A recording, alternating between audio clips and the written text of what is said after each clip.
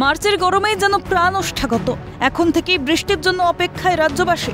সমীক্ষায় উঠে এসেছে এই বিষাক্ত ধুলো বালি বাতাসের মূল কারণ গ্লোবাল ওয়ার্মিং। কিন্তু তারপরেও যেন টনক নড়েনি সাধারণ মানুষের। এখনো রমরমিয়ে চলছে পুকুর ভরাট, জলাশয় ভরাটের মতো কাজ। এবার মুর্শিদাবাদ রঘুনাথগঞ্জ থানার তেঘরিতে নয়াঞ্জলি ভরাট করে অবৈধ নির্মাণ। অ্যাকচুয়ালি পুরোটাই বুঝতে পারছেন তো, দখল যারা করে রেখেছে তারাই ঘর করেছে। এখন তো দোতলা বাড়ি পর্যন্ত হয়ে আছে, আপনারা দেখছেন।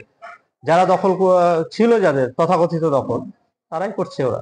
অভিযোগ পেতেই পুলিশে ফোন করে কাজ বন্ধের নির্দেশ দেন রঘুনাথগঞ্জের বিধায়ক তথা বিদ্যুৎ প্রতিমন্ত্রী আখরুজ্জামান। এরপরই তৎপরতার সঙ্গে ঘটনাস্থলে যান ভূমি ও ভূমি সংস্কার অফিসের রেভিনিউ ইন্সপেক্টর।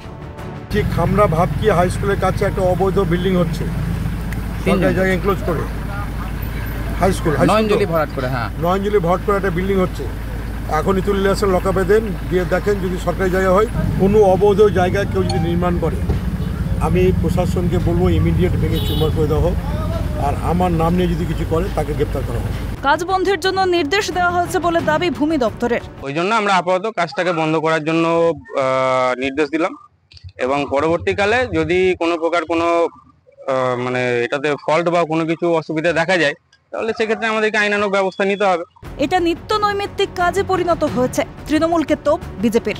এই 2011 সালে ক্ষমতায় আসার পর তৃণমূল সর্বত্র মাফিয়ারাজ, গুন্ডা বাহিনী, পুলিশ প্রশাসনকে সঙ্গে নিয়ে সমস্ত অপরাধমূলক কাজ, এটা তাদের নিত্য নৈমিত্তিক কাজে পরিণত হয়েছে।